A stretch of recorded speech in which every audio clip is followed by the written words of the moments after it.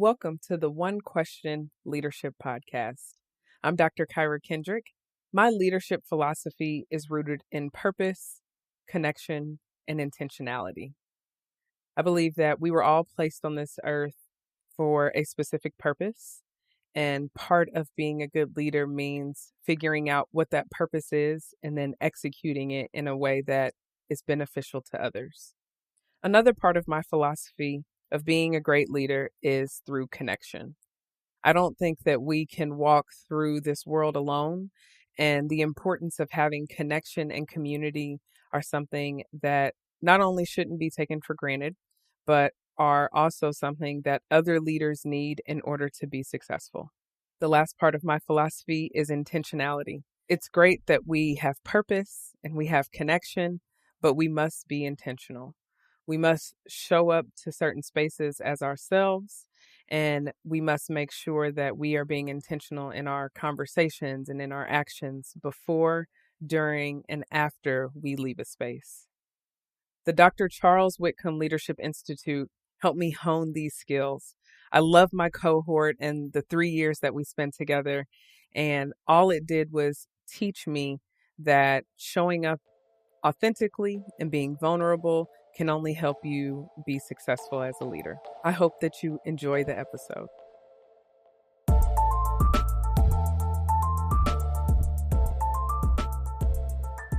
Greetings and welcome to the One Question Leadership Podcast, where we highlight executive leadership in college athletics.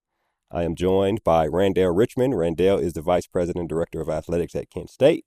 And Dr. Ron Moses. Dr. Ron Moses is the Executive Senior Associate for Internal Operations and Student Athlete Welfare at Old Dominion. Greetings, gentlemen. Thanks for joining us. Yeah, pleasure being with you again, Ty. Yeah, thanks for having me. Good to be a newbie on the podcast. Right. No problem. Now, Ron, I was racking my brain every time I see you in the last couple of years trying to figure out where I know you from or where I first met you. And it wasn't until recently talking to you that you started off in football. Mm-hmm. And, of course, I spent almost 15 years at the American Football Coaches Association. So I think you came across when you started off, and I was always trying to meet all the young guys everywhere because how can I plug you in and get you to meet other people? So I wonder about that football, and now you're high up in administration at ODU. Tell me about the transition out of football. And I don't think you coached, but getting out of football sometimes is hard for people to do. So talk about that a little bit. Yeah. I was a football junkie. Like even playing, I was always on the Rivals sites and looking at rankings and looking at, who was getting what since I was younger, and then wanting to be ranked, wanting to be on that stuff. So my goal was kind of even if I didn't coach, was a scout, player personnel, ops, things of that nature. So when I finished college, I was supposed to go back full-time military. I worked some deal out where I had to do, instead of 4 years active, 6 years reserves. And I could go pursue, whatever it was that I wanted to do. So now, okay, I need to get a GA ship. So that's how I ran across AFCA. Some folks at Georgia told me about it, went to AFCA and met Sherrod Everett, actually, who's at Southern Miss now, when he was at Western Kentucky. And really kind of just met some coaches, went home, emailed them, and really just blindly drove to some of these different places. Met them at Western Kentucky, ended up getting in the program, getting a GA ship, and I worked in ops recruiting for a couple years. And then the transition out was Coach Tiger got a job at South Florida, and that's when I really learned the game, right? So we're on a recruiting visit. Coach Tiger's not there. We don't know where he's at. Official visits. We don't know where he's at. He's interviewing. He gets the job. I naively think, oh, everybody's going. We all going, right? Like, that's what happens. And I quickly learned a new game. And it's funny, the convention, AFCA that year was in Nashville. And Western Kentucky from Nashville is an hour, right? It's real close. So they're like, yeah, we get our resumes ready, everything for AFCA. I'm like, we not all going, because we hadn't heard anything. Yeah. Then you hear one by one, you hear coaches, start going. Raymond Woody, who's a coach now head coach at Bethune-Cookman, some of the different coaches, they start going, right? And a few of us, didn't go. We got left. You know what I mean? So my boy Jamarcus Shepard, who's the co-OC at Alabama, he got left with me. We was GAs together. And some of us got left. And I'm like, oh, okay. So what happens now? So my transition out was I was the academic liaison for them because my undergrad degree was in education. And Sherrod called me and said, hey, I know a guy named Clint Dowdle. Yeah. And he was in the MAC with me. He was the chief of staff at K-State. Now he's a super agent. And there's a football academic job at K-State. I know him. I know Albert Bimper. We know some of those things. And that's how I transitioned out into something else, because I was like, okay, how can I get something a little more stable than football, but still making an impact? And so, like, when I heard football academic counselor, I'm like, oh, that makes sense. That kind of is the intersectionality of everything that I like, which is academics and athletics. And so once I got into that field, I've kind of just stayed and had an upward trajectory in that area ever since. Oh, yeah, no, that's interesting. Yeah. And there's a point, Randale, I believe, when you were at, I first came across you when you did a interview. I was doing a book review. Yeah, right? absolutely. With athletic director, with Terry Toomey. Yes, sir. When you were at ODU at the time. And so what I learned here talking to you, now that we're here together on this Charlotte AFCA trip, is that you hired Ron. Yeah. Right? Yeah. Tell me about that. Yeah, hired Ron at ODU. So Ron and I had an interaction early on in my career when I was at Kent State, because his cousin was a running back / cornerback at Kent State. And, there's some things that were going around his transcripts of Ron being who he is. I definitely understand now, had drove up to make sure his cousin Demetrius Monday was doing all right. And he just showed up like, hey, my cousin here. He had a bad semester, and his dad drove from Atlanta, and to get to Ohio, you got to go to Kentucky. Yeah. Now, I wasn't exactly on the route, so he went out his way, picked me up, and we went to Kent to make sure, and he ended up graduating. We got it all. We got it all together. And that was his freshman year, too. Yeah. So that was his freshman year. He had a bad semester. He was redshirting. And then after that, I don't think he had a slip up. Not at all. And he's a very charismatic young man, too, so it's beautiful to see him figure it out. But at the time, there's this academic advisor named Kyra Kendrick. Okay. And, Ron and all of them had a good relationship together. So here I get to Old Dominion University, and we're looking to, they just went from FCS to FBS, fall of 2014. I get there spring of 2015. And, athletic director Wood Seelig there gives me an opportunity to revamp and reimagine everything structurally within their academics, compliance, and student athlete services units. And I, see a way that I can take them from an FCS operation to an FBS operation. So on that first round of interviews, I'm calling all the up-and-comers I know in the industry and establish I'm going to give you an opportunity to oversee an entire unit, especially people who work specifically in football, because Old Dominion had this desire to move forward in football. They just had already done it from going from the CAA over to Conference USA, and we wanted to keep that trajectory going. So Ron interviewed on the first time. Now, he was probably the younger, least experienced out of all the people I did interview. Yeah. And I ended up hiring a young lady named Reagan Hill. But from that day forward, I said, when this comes back around, no matter where I am, I got to go find Ron Moses. Okay. So lo and behold, Reagan, she leveled up, got a great opportunity right down here in Charlotte to work with Mike Hill.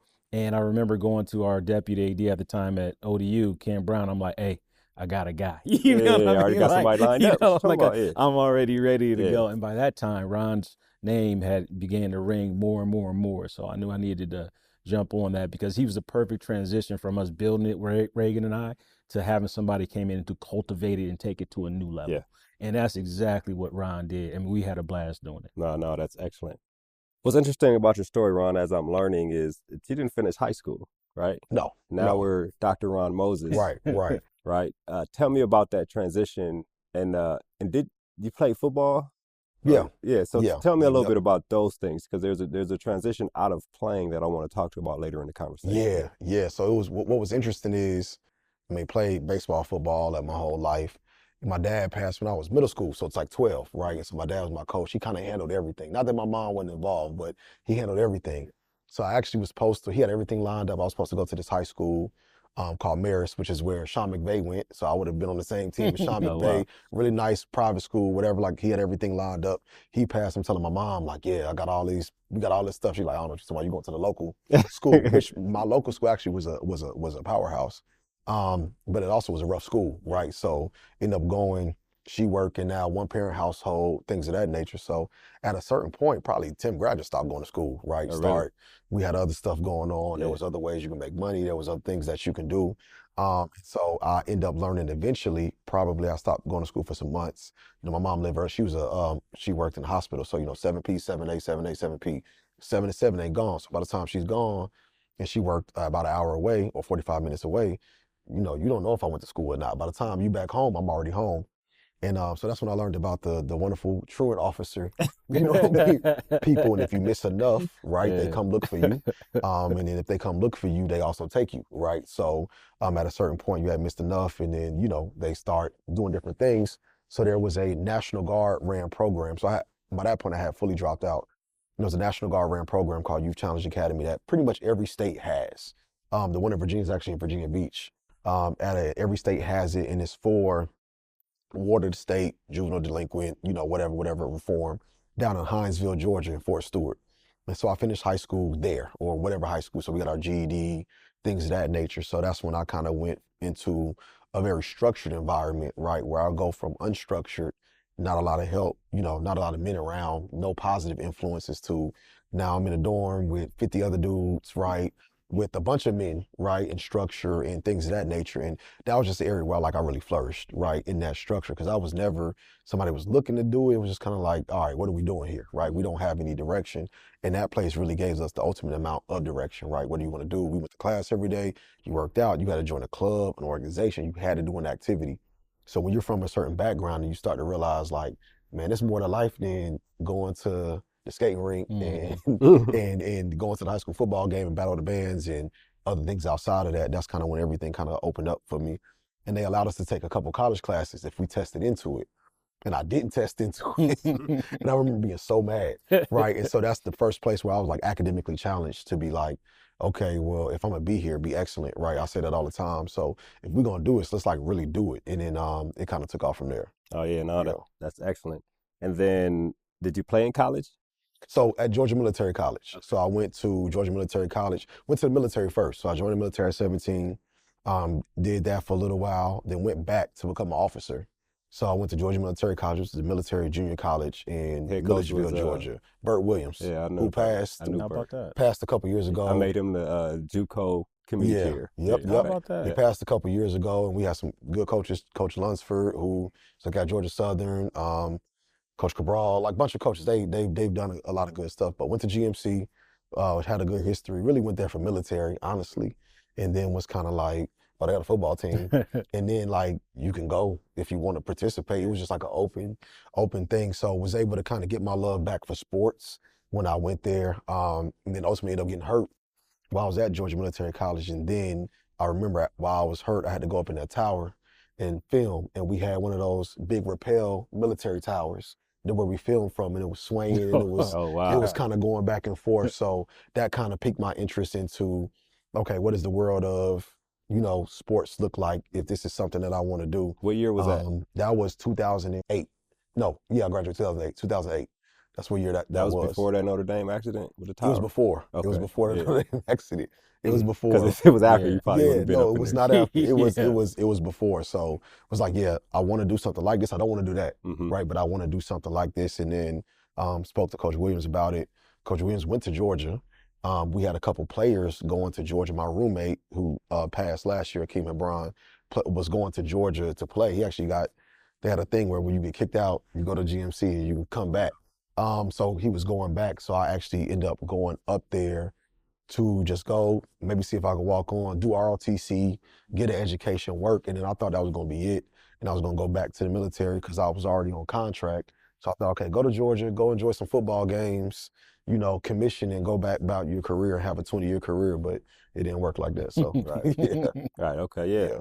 So one thing I wonder, student athlete welfare, right? And we probably can all either have dealt with it or know people who dealt with it. And it's this thing about your identity as an athlete, right? And separation of who I am versus what I do. Yeah. And as athletes, it's very hard to separate that if you haven't started well before you retire from playing. Correct. Right? And if you haven't started, once you retire from playing, now you have an identity crisis. For me specifically, what helped me not have to deal with that was when I was at Michigan State as a walk-on, at some point I realized that everybody was a better athlete than me. Right. So now it was just fun. Like, okay, I ain't making it beyond this scout team, so this is just fun to me. So when it's over, right? And that helped me when I graduated. We're trying to figure out things. But I know people who, they finish playing, they disappeared, they don't talk to the homies for a couple of years because they're trying to figure it out, or they're working at a factory, miserable or something like that. And then they realize, oh, I'm actually a real person. I can go back to school kind of situation. So military specifically, right?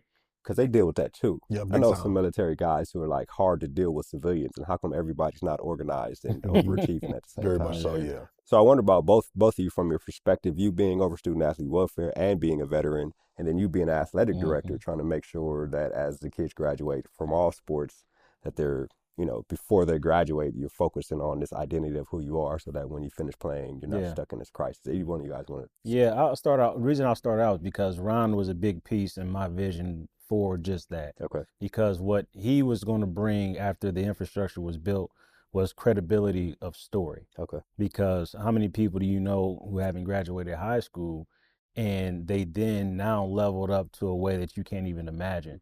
So, I felt as if Ron's words, once we created this program of student athlete development, and I give a shout out to the Lamar Pottinger. He created the most amazing student athlete development group and at ODU at the time. But I needed the person who, when they don't have access to me, they can engage with a person who cares about them beyond just what they do on the playing surface. Right. So that's what Ron was. So that was always in my philosophy. And as you talked about my value system, right? My value system is even at Kent State, it used to be graduate student athletes and win championships. So when I got the AD job, we changed it because we went through a strategic plan in that first summer. Graduate student athletes boldly prepared for life after sport and win championships. That's right there in the middle, because that's the core importance of it. And they're not going to just take all this in and say, oh, I get it now, Mr. Richmond. But what you're doing is you're trying to build habits and give them access to things so they see that they are more than just whatever they do out there on the playing surface. And anytime I meet with recruits, I would tell them, who's your favorite player? And sometimes I would bring up different players. And I say, Kobe Bryant is one of the people who was most prepared to be boldly prepared for life after sport. This guy gave every ounce of everything he had of him to the game of basketball. And immediately when it was over, he transitioned like that, because he understood that there was something on the other side. And then I tell him, I'm not here to be a dream killer. Whether it's 2 months, 2 years, or 20 years like Tom Brady and LeBron James, at some point in time, you have to be ready to transition to life after sport. We at Kent State want you boldly prepared for that. No fear, confident beyond measure, to the point where when we did Alston, you would get the first half of your Alston for just being academically eligible, in good standing, etc. But you wouldn't get your second half of Alston, an extra $3,000, unless you went through our student athlete development program throughout the year. And we wouldn't give you that second half immediately. We would defer it to graduation. So you would have some money right there to help you transition. Yeah. Maybe you want to take a step away. Maybe you want to have a down payment for grad school. Maybe you get that first time job and all of a sudden you're on a different coast. Well, you ain't getting travel expenses for that first job. You know what I mean? Boldly prepare for life after sports. So it became a core. It's always been a core thing for me. Ron became an agent of that because he was tangibly a person who they can touch a story and attach a story to see, wow, this is more important, because I wouldn't have been lost if I hadn't found education. So that's how I've always looked at it. And then so what is the program? Because I know you're a big core values person, right? It's one thing we relate on. What is the program to help the student athletes understand who they are while they are actually in school? Our student athlete development program. Okay. So it really is a lot of what I learned from Lamar. And I still, each time we get a person who runs our student athlete development, I have them get a hold of Lamar. I say, I want you to copy as much as you can and bring that system from the NCAA. And Dee Mary does a great job too. Bring that system to Kent State's campus. You know what I mean? And we'll send them to the NCAA programming to get them to do it, because they talk about different things. Growth mindset. They do the DISC assessment and other assessments of personality, see who you are as a human being, that holistic you. And then now the language is in, now they start to share that nomenclature. Now that conversation is there. And then we engage them in that manner. So it starts with the programming, because you learn about yourself in year one. Then in year two, you learn about yourself and how you can then lead your teammates. And then in year three, the program will have them teach these things to year ones and year twos. Because now it's gotten into you because you can now teach it. So that's that holistic self. You're more than just this athletic identity. Yeah. One last question on that line of thinking. Now you have the potential to have people who are only there for a year. Yeah. And you want to pour all that and execute that purpose of boldly preparing in a 1 year stint. So tell me about that. That's hard. You're probably still trying to figure that one out. Right? We are you got to go where their mind is. So we talk about money. All right. So if it's going to be NIL and it's going to be your brand, let's talk about brand identity. Right. All right. If you're out here doing all these things and this is what your social media looks like, do you think your brand is something that a Fortune 500 company is going to want to put all their equity behind? If the answer is no, then there's other parts of you that are important. Tangible example, we had this young man named Chris Payton, and he was only with us for a year. And this kid could jump out the gym. He's one of them ones. But when we had him out there, we thought, okay, maybe he'll get a deal with Dunkin' Donuts or all these things locally. The feedback we got was like, Chris, we don't know your personality enough. Oh, wow. We don't see the real you enough. We see all the dunks. That's exciting. But people attach to who you are humanistically. So what do you like? He had a wide range of music. The young man from Sade all the way to Master P, all the way to Lil Durk. Like the young man was a very eclectic young man. I said, see, that's the other sides of you that are fully developed. That's actually more interesting than the basketball you. Okay, so getting them to see that part of it. That was the transactional way that we could help Chris see it. So hopefully that seed is planted.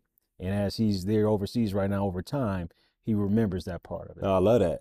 You're taking the transactional life that they're living now and figuring out a way to make that transformational by understanding, hey, they're actually buying into you, so let's figure out who you are. That's right. And then that'll click when he finishes playing that he has actually been transacting on who he is and not necessarily the basketball aspect. That's the hope. No, I love it. That's the hope, right? That's the hope. ODU, right? And I guess you do some other stuff too on the side in terms of transition and identity and who you are and how you can succeed. Talk to me about your philosophy on that and some of the things you either do there at ODU or you do in your own life outside of college athletics. Yeah, I think the biggest thing is in the military, I had a lot of friends who really struggled, still struggling with transition. I think I was unique because I went active, so I saw what it looks like. Then I went to college, was like, whoa, this is different. Then I went back, came out. Most officers go to college first, then they go to their military career, so they kind of already are set, like this is what I wanted to do. Most enlisted may go to college wherever community they're in, right? So if you in the Navy and you in Norfolk, you go to ODU, right? But that's not a college experience for you. You just taking night classes. So I think for me, my transition was a lot easier than them because I lived one life, thought I wanted to do one thing, then was able to go to college, then was able to kind of switch that trajectory versus already having it set. So we do is at the Hampton VA, started doing one Thursday a month, we do a lot of military transition classes once they ETS. We saw a large number of what we call recidivism, not in the criminal sense, but in the military sense of they coming right back. Yeah. Right. And it costs a lot when somebody, Tai transitions out, Tai wants to come right back within 8 months to a year. You don't want to put vets out there in the real world. And what it is, sure, when we take them back, great. But at certain points, no war, no need, the person couldn't come back. So now that person couldn't come back. We have mental health, we have all kind of disorders. So what it was how do we prepare these people who saying like, I want to ETS? Do you know where you're going? Do you have a job? Do you have a resume? Your job, like my job was unit supply, logistics, armor. That was a little bit easier to translate. But if you're an armor fuel specialist, what does that mean? How can I change this into this? Oh, well, this sounds like you might be a project manager. This sounds like you could work in a water treatment plant. This sounds like in these areas. And so we really try to figure out where you going, who are you as a person, as a core person once you leave here? Do you need to be near like-minded individuals? So should you stay? A lot of people get out the military and stay in the area that they finished, just like athletes do. Should you stay in this area? Should you go home? Do you have community? Do you have a job? And we just kind of work through those things. So we end up bringing that to athletes because they kind of go through the same exact thing. And where I experienced that was at the University of Georgia when I'm sitting there, I'm working with the team, I'm helping out, and it's Fred Gibson. I'm like, it's Fred Gibson. This is Odell Thurman. This is Quincy Carter. This is all these dudes. But what I realized is these were NFL stars, but now they were back, right? They were back to earn their degree. But the biggest thing was like, what I got a general sense was like, they didn't know what to do next. That's why they were there, right? So I'm sitting here looking at Fred Gibson, Cincinnati Bank. I mean, this is a bona fide receiver. And I'm like, I'm hanging out with Fred Gibson. But again, I didn't realize the situation of like, he was really trying to figure out, do I want to coach? What is it I'm doing next with my life? So really wanting you probably realized that you were further along in person in an identity than they were. You know what I mean? Way further along. And then unfortunately, and people can look this up, there's something at Georgia called the Paul Oliver Network that Coach Rick started because Paul Oliver, who was a fourth round draft pick of the Chargers, he played in the NFL for a few years, retired, actually was doing well.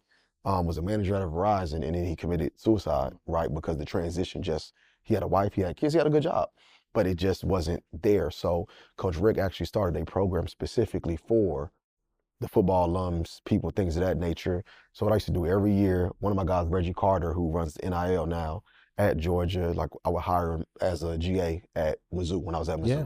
So I would always hire a former Georgia football guy or just somebody from the network as a grad assistant where I was, or connect them to other people as grad assistants and things of that nature. So I was just trying to figure out what is our part in helping them transition, because for so long the recruiting process is from them being 14, 15, 16, come here, you're going to be great, you're going to be great, you're going to be great. Then you get there, it's not working out. And now, not a single coach sometime talks to you about, okay, well, this is what happens next. Or the NFL, they're not recruiting you in the NFL. Like, you go into the combine, you're trying to sell yourself. Yeah. So how do I sell myself? And then obviously that post-graduation career. And the last thing I'll be doing that, Coach Rick used to say something that every new class came in, I remember this, in the first day, like, there's 25, there's 30 of y'all. And y'all have come to one of the top schools in the country at producing NFL talent. He said, in every class, a top NFL draft is, if we get 6 to 10 people in the draft, that's a great year for any school, Alabama, Georgia, anything. There's 25 of y'all here, and I'm telling you that 6 to 10 of y'all is going to make it. So you're like, the other 20, you got to go to work, right? And so he's like, and you're at the best school that does this, one of the best schools that does it. So he used to always I'm like, okay, I see what he's saying. So regardless if you have a 10-person draft class, the majority of that class is not going pro. Yeah. The majority of it. So transitioning is important. And to your point, I would see guys really struggle with that transition. They're in Atlanta working out for 5 years, waiting to get picked up. If you don't get picked up within that first year, it's not happening, right? But they would do it forever. And just seeing them really struggle with that transition, with that identity, even as I go back home, I still see some people that really struggle. So we try to help them into whatever their next identity and career is, whether that's coaching or whether that's I work here or I went back to school. You know, a man has to have something that he feels like, you know, I'm Randale Richmond, I play here. Now I'm Randale Richmond and I do X. And those are the things that we try to teach. And you have specific programs at ODU? Yeah, so we have specific programs. So to piggyback on what you talked about with the 1-year stuff, we've completely revamped our program because I don't get people for 4 years anymore, right?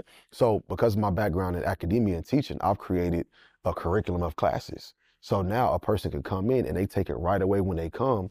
I got 3-hour courses, because where else, 3 hour, like 3 credit hour, where else am I going to have time to teach this person all this stuff?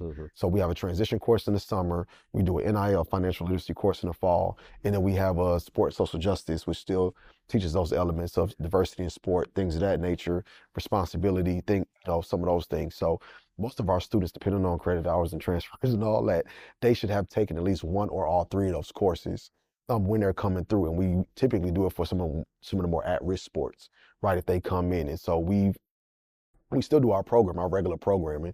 We ask our students to do 5 hours of community service and 2 programs a semester. The community service is because when we talk about maximizing NIL, you'll get more NIL. People know who you are in the community. So if you're a starting quarterback, you most likely going to have a foundation. You need to start getting that in your head. No different than Lamar Jackson. You need to have a foundation. You need to have some sort of thing that you really attach to, because that endears you to a certain part of the community, a certain subset, which helps sell tickets, which helps sell jerseys. And so we do that every semester in addition to our classes. That's excellent. I wonder, I mean, you're both probably in the mix, having to convince donors how to split their dollar to support athletics, the NIL or whatever version of that it is now in the history department, right, in academics. I wonder about those conversations and how, like, is there a ROI for donors in that? If you're giving money specifically to a collective or hybrid structured, and that goes directly to student athletes that may be there for a year, may or may not play good or not, and then gone, what is the ROI to a donor? I mean, a donor giving money to athletics is like supporting scholarships or supporting the building, or even like we talked offline before, a business giving money, they can see their signs up and impressions and however they measure all that stuff. But tell me about the ROI for donors in terms of this current way things operate of money to guys, money to kids. You know what I mean? I try to break it down and try to use a little bit of history. and then try to bring in some current reality. What I mean by that tangibly is, okay, donors, one day, I tell them, hey, one day you started out and you said, hey, I'm not going to support scholarships. That's the university's job. Then you saw schools like Old Dominion, La Tech start being the first institutions to give women's basketball scholarships. So then you started to get the winning. And so then it became, well, I do want to be associated with winning. Yeah. Right. So then you had donors started giving to scholarships. Then you got to a point in time where everyone started giving scholarships and it became brick and mortar. And donors said, I'm not giving the brick and mortar. That's the university's job. And then institutions started giving the brick and mortar. They started getting the better student athletes. They started winning. Yeah, okay. So then donors started to give to brick and mortar. And then, more recently you said, and then they say, hey, we can give cost of attendance. And the donor said, I'm not paying student athletes. I'm not giving cost of attendance. Yeah. So on and so on and so on. At some point in time, it becomes what it takes to recruit and retain the best talent in order to yield an outcome. So what I talk about more now is the honest reality of transactional engagements, but majority of ours will still be relational. You're going to have a foundation of relational. This is important for graduation. This is important for the access of and the retention of high level talent, and to get that talent to a degree position, and to get that talent to be boldly prepared for life after sport. This is what it's going to take. So look at it as the new scholarship. But majority of what we do is still going to have some very much foundational transformational engagement sprinkled in with some direct transactions. This kid's coming in for 1 year to be a supplement to our foundational folks to help us yield an outcome. Because when we yield that outcome, it's going to help our foundational folks get to that finish line of graduation and have an amazing life after sport. And your identity is going to be attached to something that you're already passionate about. I tell people, come from internal, I had a hard time thinking about if I become an AD, man, I don't know how I'm going to fundraise. I don't want to ask people for money. I shipped my thinking on that maybe about 10, 12 years ago. I'm not asking for your money.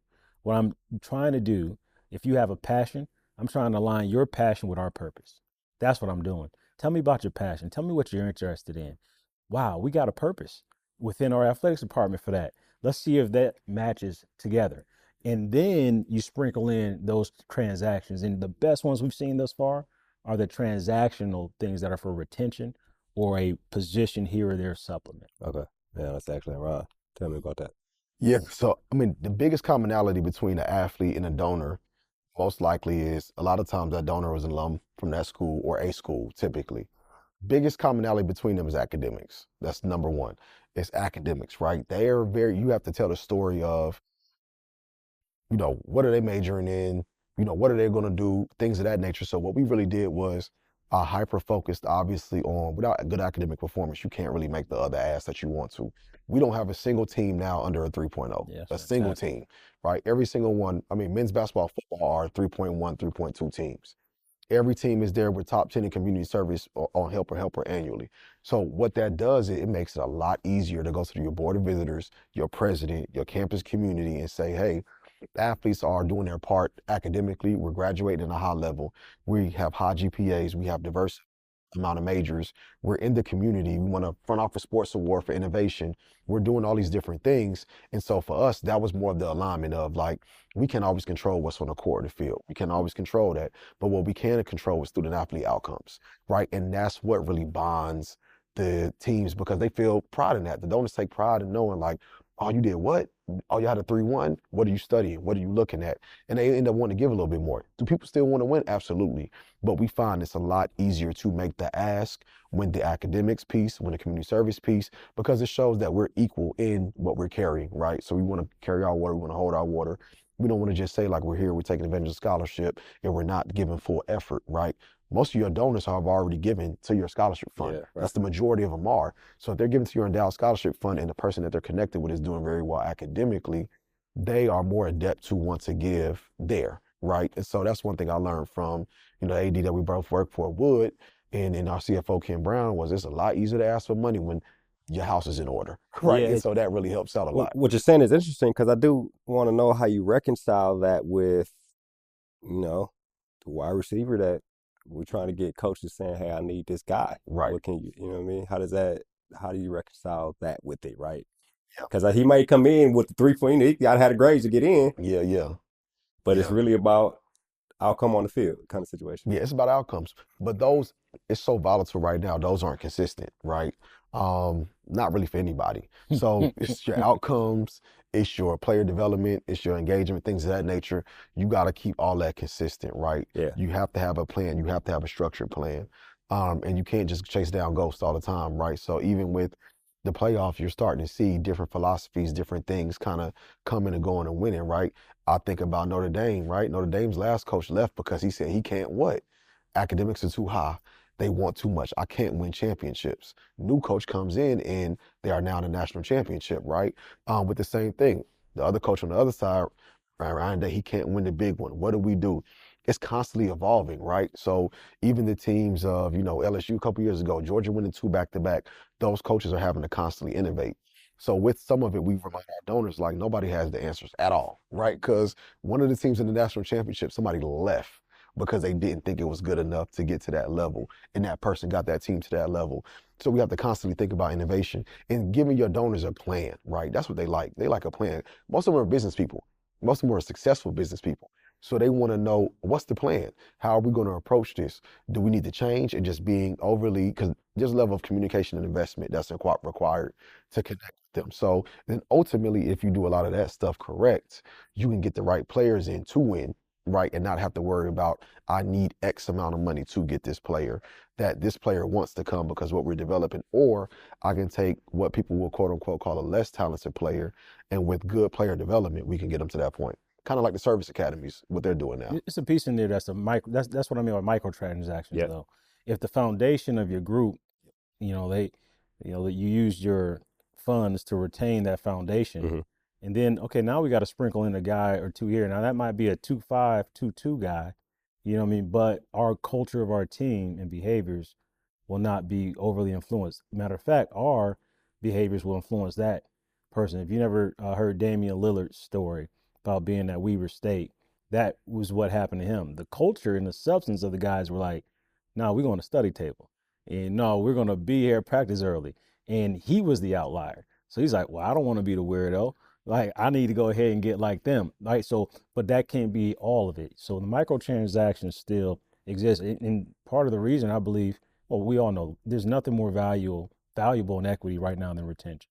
Even if you look at Ohio State's defense, because you brought that up, those are 4th and 5th year players. You don't see that anymore. And some of the other people subbing in are the microtransactions. Correct. So if you can look at it that way, if our foundation is strong enough, then we can go ahead and get some of these other microtransactions. The core culture is there. You got it. Yeah. That will give us and that type of recruit, right? So Leonard Moore, you all probably heard of Dr. Moore, who runs Black Student Athlete Conference. Most people don't know his son. I was watching his son play for Notre Dame. He's a DB, was a really good 4-star talented defensive back. And he went to Notre Dame because he really liked Dr. Moore, who, like I said, runs Black Student Athlete Conference, knows everything about this stuff. I like the culture that they're bringing. He's recruiting certain type of players, right? He's making sure he maximizes his players. I think his son is a freshman. Very sure freshman is playing some, but they had Aeneas Williams' son. There's a lot of different people's, and then when they do take transfers, is Riley Leonard from Duke. When they do so, he was really steadfast with his culture, right? And if you look at talent-wise versus some of the teams they were playing, they might not have been as, quote-unquote talented, but he really put together a really good culture. To Randale's point, like, older teams win, right? So those Georgia teams that won back-to-back, those were old teams, right? Stetson Bennett was 25 years old, right? Those were really old teams. We see it in basketball. Those UConn teams were older. South Carolina women's basketball, those teams were older. They've been together a while. And if you look at the service academies, the reason why they're doing so well now is those guys have been together since probably prep or freshman year.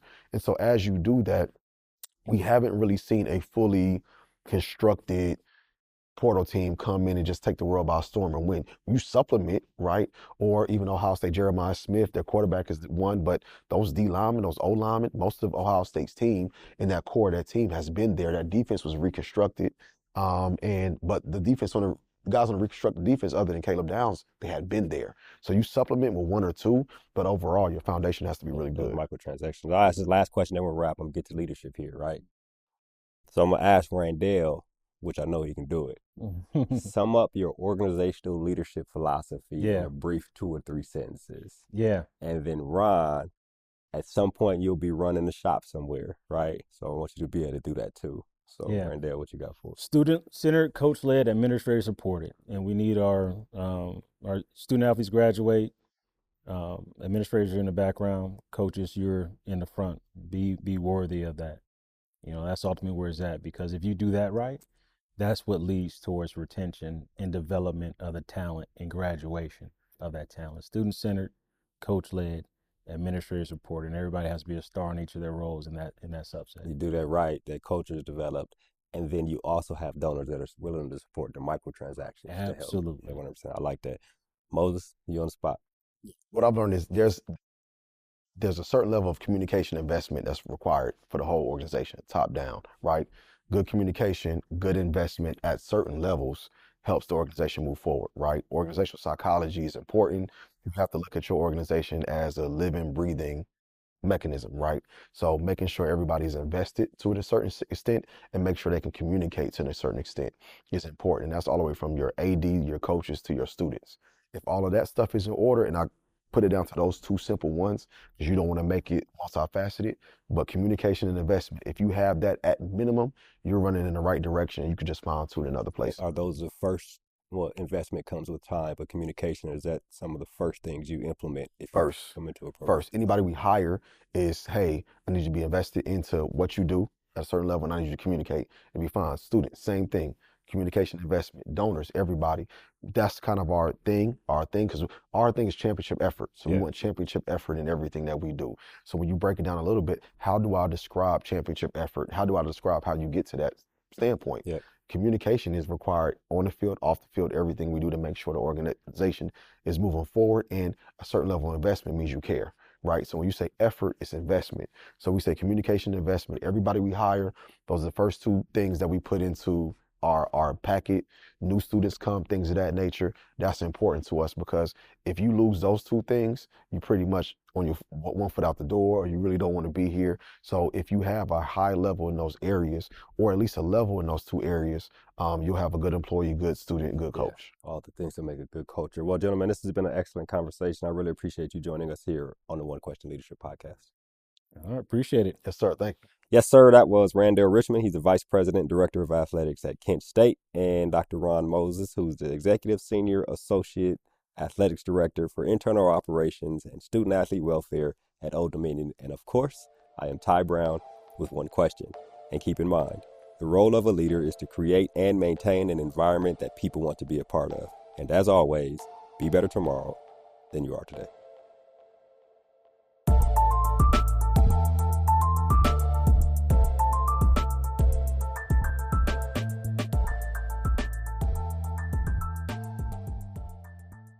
This episode of the One Question Leadership Podcast is produced by Spades Media Group, solving problems using creative leadership.